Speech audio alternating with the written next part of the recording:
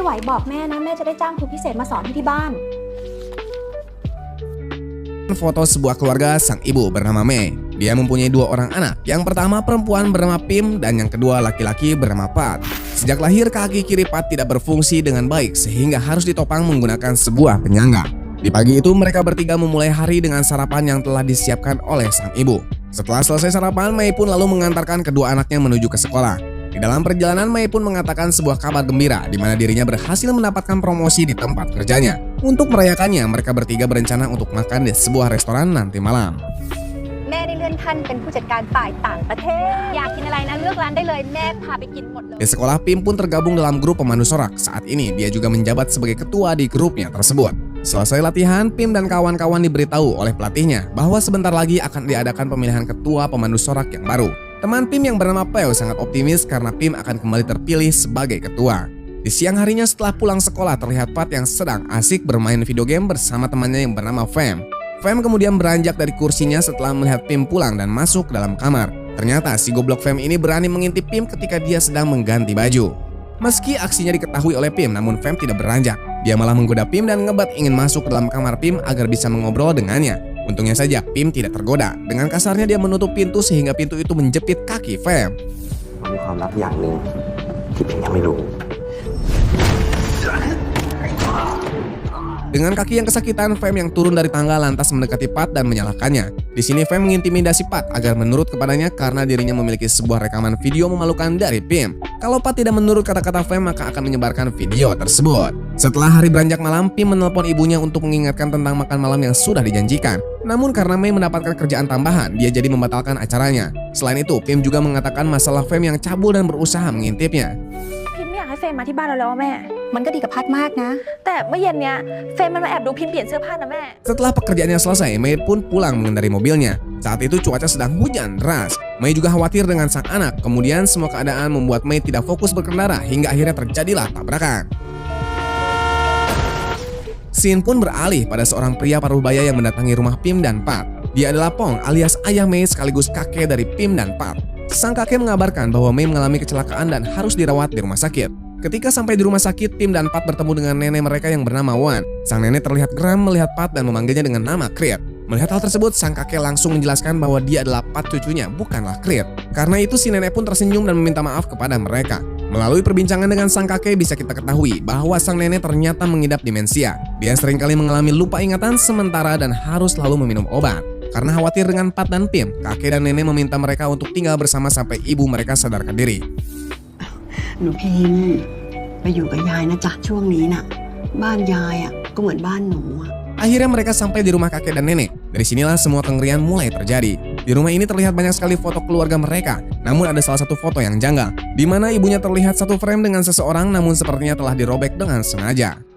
Pagi hari pun datang, sang nenek membuatkan sarapan yang menunya sama persis dengan makanan yang sering dibuat oleh ibu mereka. Tanpa banyak berpikir aneh, mereka berdua lantas sarapan ditemani oleh sang kakek. Di sini si kakek memberitahu bahwa sang nenek tidak pernah ikut makan bersama. Namun dia berpesan pada Pat untuk menghabiskan susu yang ada di atas meja. ป่านนี้คงไปคุยกับเพื่อนบ้านอยู่นู่นแหละพัดคุณยายสั่งให้ดื่มนมให้หมดนะ Siangnya, Pat melihat sebuah lubang kecil di tembok rumah. Saat Pat mengintipnya, dia melihat ruangan yang cukup besar dan gelap. Di sini Pat melihat sosok misterius berupa seorang gadis yang membenguknya yang menyeramkan. Karena ketakutan, Pat segera memberitahu Pim mengenai lubang tersebut. Namun Pim tidak mengindahkannya.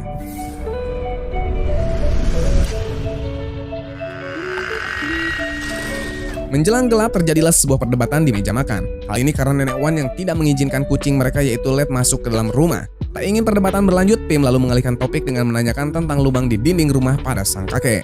Karena penasaran mereka pun lalu bergegas pergi melihat dinding tersebut. Namun anehnya kakek dan nenek tak melihat lubang apapun. Si nenek seolah menjelaskan bahwa lubang itu hanya bisa dilihat oleh Pim dan Pat saja.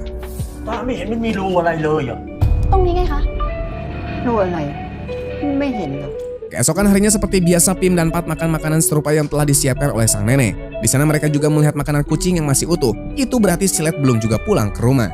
Di sini sang kakek juga memberikan segelas susu untuk Pat dan meminta untuk dihabiskan. Si nenek menjelaskan bahwa susu itu bisa membuat kaki Pat sembuh dari penyakit bawaan yang telah lama ia derita. นมเนี่ยมันดีกับสุขภาพกระดูกกระเดี่ยวเราอ่ะมันจะได้แข็งแรง Di sekolah, Fem kembali mendatangi Pat dan memaksa Pat untuk membawa Fem ke rumahnya. Di sini Pat sempat menolak, namun lagi-lagi Fem mengancam akan menyebarkan video memalukan itu. Karena ketakutan, mau tak mau, akhirnya Pat mengajak Fem ke rumah kakeknya. Ketika mereka tengah mengobrol, tiba-tiba saja Pat mendengar suara kayu yang sedang dicakar. Namun anehnya si Fem ini tidak mendengar suara apapun dan menganggap Pat sedang berhalusinasi. Pat lalu menghampiri sumber suara tersebut, dan ajaibnya, lubang di dinding yang kemarin hilang ternyata sekarang muncul kembali. Dan seperti dugaan kita, ternyata lubang tersebut juga tidak bisa dilihat oleh Fem. Merasa penasaran dengan lubang tersebut, Pat memutuskan untuk mengintipnya kembali. Namun betapa terkejutnya, Pat melihat apa yang ada di balik dinding. Di sana kembali terlihat hantu anak kecil, tapi kali ini si anak juga memuntahkan banyak darah.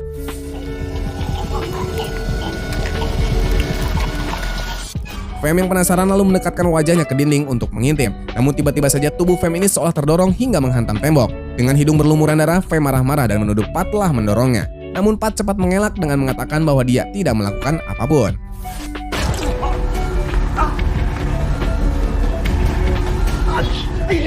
Tak lama kemudian, Pim pun datang. Dia langsung berteriak dan menyuruh Fem untuk segera pergi. Kali ini Fem nurut, namun sebelum pergi dia seolah memberikan ancaman dengan mengatakan bahwa dia akan menghancurkan reputasi Pim di hari berikutnya. Setelah Fem pergi, Pim pun menanyakan maksud utama si Fem kepada si Pat. Pat akhirnya menjelaskan bahwa Fem ternyata memiliki rekaman video saat Pim sedang mandi di ruang olahraga. Jika Pat tidak membantu Fem mendapatkan Pim, maka Fem akan menyebarluaskan video tersebut kepada murid-murid lain di sekolahnya. คลิปตอนที่พี่กำลังอาบน้ำอยู่ในโรงยิม Pim dan Pat lalu bergegas membersihkan darah yang tercecer. Tak lama kemudian si nenek pun datang dan terkejut melihat darah tersebut. Hal itu membuat penyakit demensianya kambuh. Dia memanggil Pim dengan sebutan Mai dan memanggil Pat dengan Krit. Dia memaksa Mai untuk segera mengusir Krit dari rumahnya. Dari adegan ini kita bisa tahu bahwa Krit adalah nama ayah dari Pim dan Pat. Dulu hubungan Krit dan Mai tidak berjalan dengan baik karena tidak mendapatkan restu dari kakek dan nenek. คุณยายนั่นพัดค่ะนี่พิมพ์เองค่ะ Di suatu malam ketika semua orang sudah tertidur, tiba-tiba saja mereka dikejutkan dengan suara teriakan sang nenek dari ruang tamu. Ternyata penyakit demensia sang nenek sedang kambuh dan membuatnya hampir gila karena teringat dengan hal-hal aneh di masa lalu. Di pagi harinya saat sedang sarapan, Pim dan Pat dibuat keheranan karena perubahan mood si nenek yang berubah drastis. Dia seolah tidak ingat dengan apa yang terjadi tadi malam. Di tempat lain diperlihatkan sang kakek yang tengah berkunjung ke kantor polisi. Ternyata dia adalah mantan perwira polisi di daerah tersebut. Sang kakek meminta rekannya untuk melakukan penyelidikan lebih lanjut mengenai kecelakaan yang dialami oleh Mei. Ternyata Mei sendiri tidak mengalami kecelakaan tunggal, dia bertabrakan dengan sebuah mobil milik Chayut, seorang anak dari pemilik perusahaan besar di kota tersebut. Sang polisi mengatakan bahwa teman Chayut ini mengendarai mobil dalam keadaan mabuk hingga menabrak Mei. Namun sang kakek tidak percaya, dia yakin bahwa Chayut yang mengendarai mobil tersebut dan menabrak Mei. Dia bersikeras menuduh Chayut membayar temannya untuk mengaku sebagai pengemudi agar dia lolos dari jeratan hukum. แน่ใจได้ยังไงว่าไอ้นายชยุทธนั้นไม่ได้เป็นคนขับรถ มันอาจจะเอาเงินฟาดหัวให้เพื่อนมันรับแทนก็ได้นี่ Kita kembali ke rumah.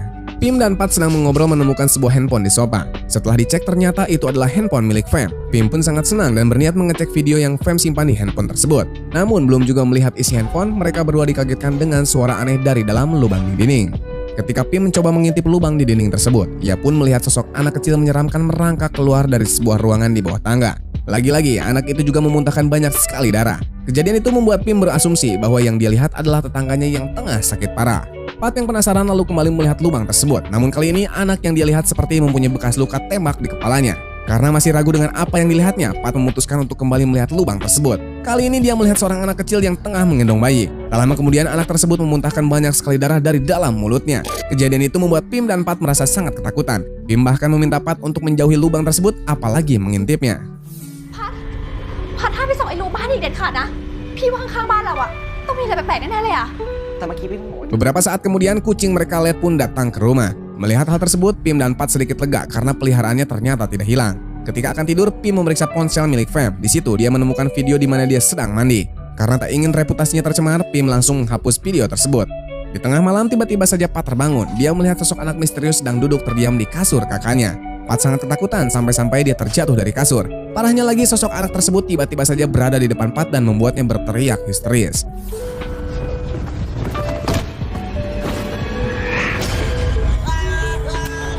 Pim di sini lalu terbangun dan menyalakan lampu. Dia dibuat keheranan karena tingkah laku adiknya yang terkesan aneh. Pat mencoba menjelaskan bahwa dia telah melihat sosok anak misterius. Namun Pim di sini mencoba menenangkan adiknya dengan mengatakan bahwa semua itu hanyalah mimpi. Malam pun berganti pagi. Saat akan pergi ke sekolah, Pim melihat Pat yang sedang mimisan dan batuk darah. Karena khawatir, Pim akhirnya menyuruh Pat untuk beristirahat terlebih dahulu. Kemudian si nenek pun datang dengan membawa segelas susu dan meminta Pat untuk segera meminumnya. Di sini sang nenek juga bercerita tentang kebanggaannya terhadap Mei, sampai suatu saat Mei melakukan kesalahan fatal hingga membuat sang nenek menjadi kecewa. Setelah itu sang nenek tertarik untuk melihat gambar yang dibuat oleh Pat. Namun dia dibuat terkejut dengan gambar seorang pria yang memiliki sebuah lubang di kepalanya. Si nenek lantas marah kepada Pat, namun Pat berkilah dan mengatakan bahwa dirinya tidak pernah menggambar pria itu. Ketika sang nenek telah pergi dari kamar, Pat memeriksa buku gambar miliknya. Dia kembali dibuat heran karena gambar pria yang dilihat sang nenek tadi telah menghilang begitu saja. Di tengah keheranannya, Pat pun tak sengaja menumpahkan gelas susu yang berada di atas meja. Tumpahan susu itu lalu diminum oleh kucing kesayangannya.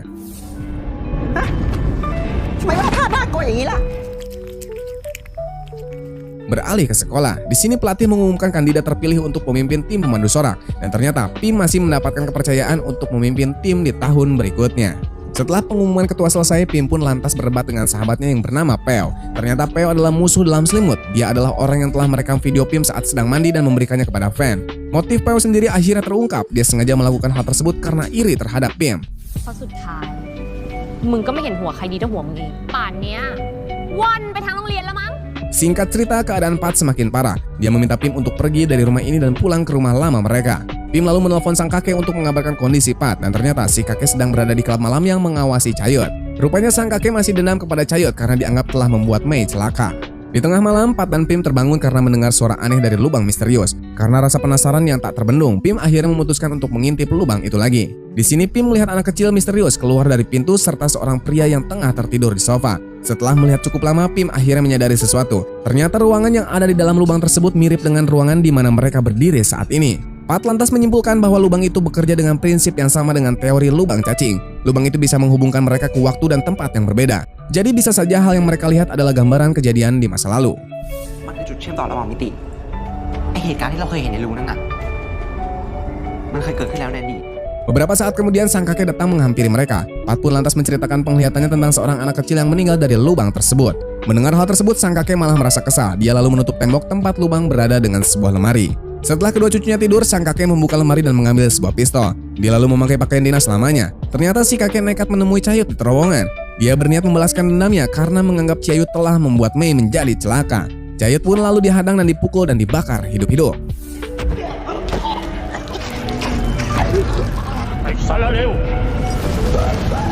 Mei yang baru saja siuman lantas mengamuk setelah mendengar kabar bahwa kedua anaknya tinggal bersama orang tua Mei. Sepertinya Mei mengetahui sesuatu tentang bahaya di dalam rumah tersebut. Karena Mei terus berontak, akhirnya dia dibius oleh sang dokter.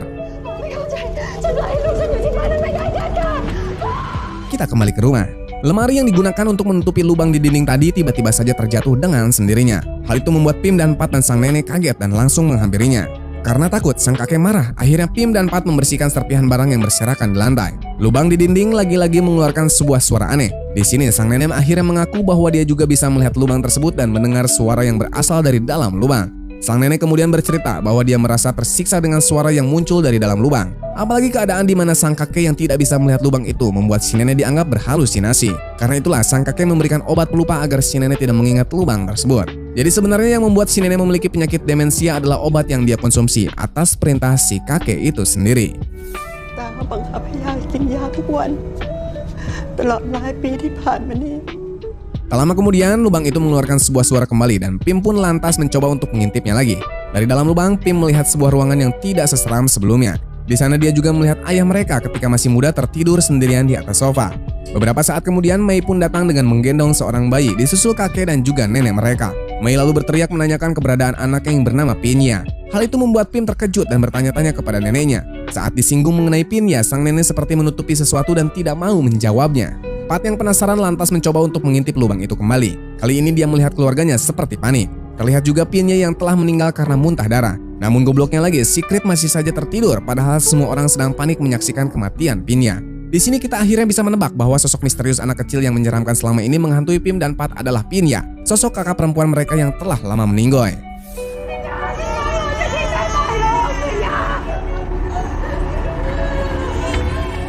Sedikit beralih ke rumah sakit, setelah membunuh Chayot, sang kakek pun akhirnya memutuskan untuk menjenguk Mei. Namun dia malah dibuat panik karena ternyata Mei telah melarikan diri dari rumah sakit. Kita kembali ke rumah. Sang nenek akhirnya bercerita tentang kejadian di hari di mana Pinya meninggal dunia. Jadi saat itu, kakek, nenek, dan Mei pergi ke suatu tempat meninggalkan Pinya dan Creed di rumah berdua. Di sana Pinya mengajak ayahnya untuk bermain petak umpet. Namun Creed ketiduran sehingga lupa mencari Pinya yang bersembunyi di bawah tangga. Parahnya lagi, Pinya meminum cairan racun tikus yang dianggap sebagai jus. Ketika rombongan Mei sampai ke rumah, mereka menemukan keadaan Pinya yang telah meninggal. Mulutnya juga mengeluarkan banyak sekali darah. Setelah itu si kakek meminta Mei dan istrinya pergi ke lantai 2. Namun tiba-tiba saja terdengarlah sebuah suara tembakan dan ketika mereka turun, mereka menemukan Creed yang sudah tidak bernyawa dengan kepala yang sudah bocor. Sang kakek menjelaskan kepada Mei dan juga istrinya bahwa Creed bunuh diri dengan merebut pistol di sakunya karena merasa bersalah atas kematian Pinya.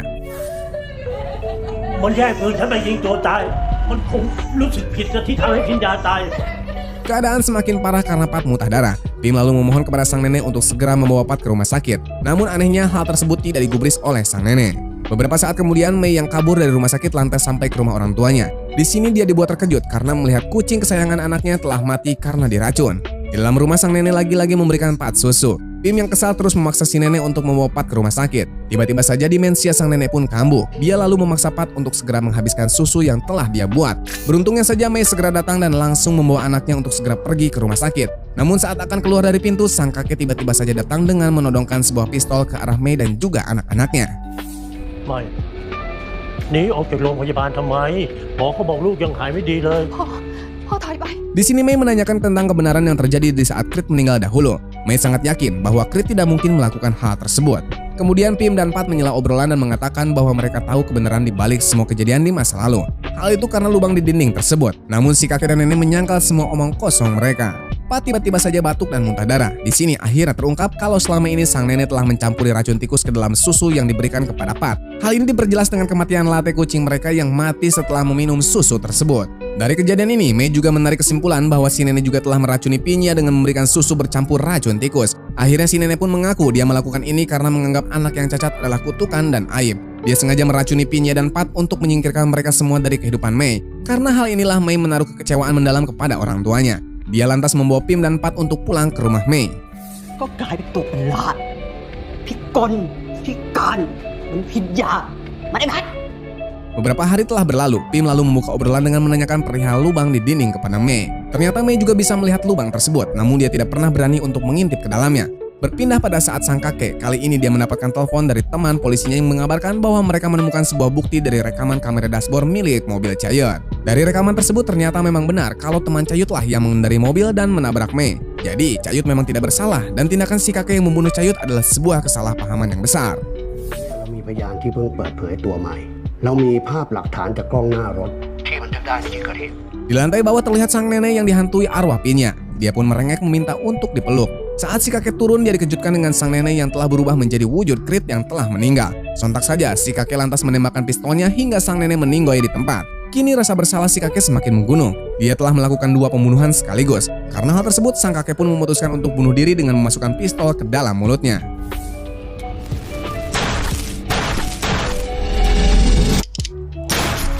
Beberapa waktu kemudian kita diperlihatkan Mei yang akhirnya mengintip lubang di dinding rumah. Di sana kita akan diperlihatkan tentang kebenaran masa lalu tentang kematian anaknya Pinya dan juga suaminya Creed. Jadi saat itu si nenek yang tak tahu Pinya bersembunyi di bawah tangga dengan sengaja mengunci pintunya. Pinya yang telah sakit karena diberi susu bercampur racun tikus akhirnya meninggoy dunia. Ketika sang kakek menemukan jasad bayinya, dia meminta Mei dan sang nenek pergi ke lantai 2. Lalu si kakek mengguyur Creed dengan minuman agar terbangun. Saat mereka berdua tengah bertengkar, tiba-tiba ada seseorang dari belakang si kakek mengambil pistol menembak Creed hingga tewas seketika. Ternyata yang melakukan itu adalah Mei, istri Creed sendiri. Mei mengira bahwa Creed telah lalai menjaga Pinya hingga membuatnya terbunuh.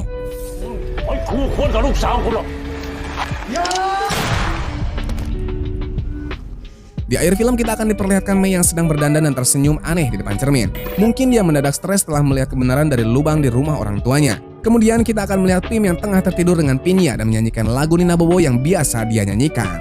Dan film ini pun akhirnya berakhir.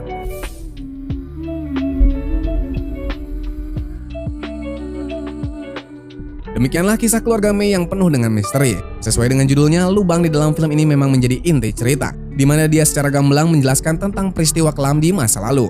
Alurnya sendiri cukup simpel dan mudah ditebak sebenarnya. Namun saya sendiri dibuat terkejut dengan hadirnya berbagai plot twist di akhir film. Salah satunya adalah kenyataan di mana Mei sendirilah yang telah membunuh suaminya Creed. Itu adalah salah satu plot yang mind-blowing dan pastinya sulit untuk ditebak. Yang kurang dari film ini adalah masalah kesan horornya. Hantunya cuma 1 dan jujur saja tidak terlalu mengerikan. Kayaknya memang film ini mengedepankan teka-teki dibandingkan kesan horornya. คุณยายกอดหนูหน่อยสิคะ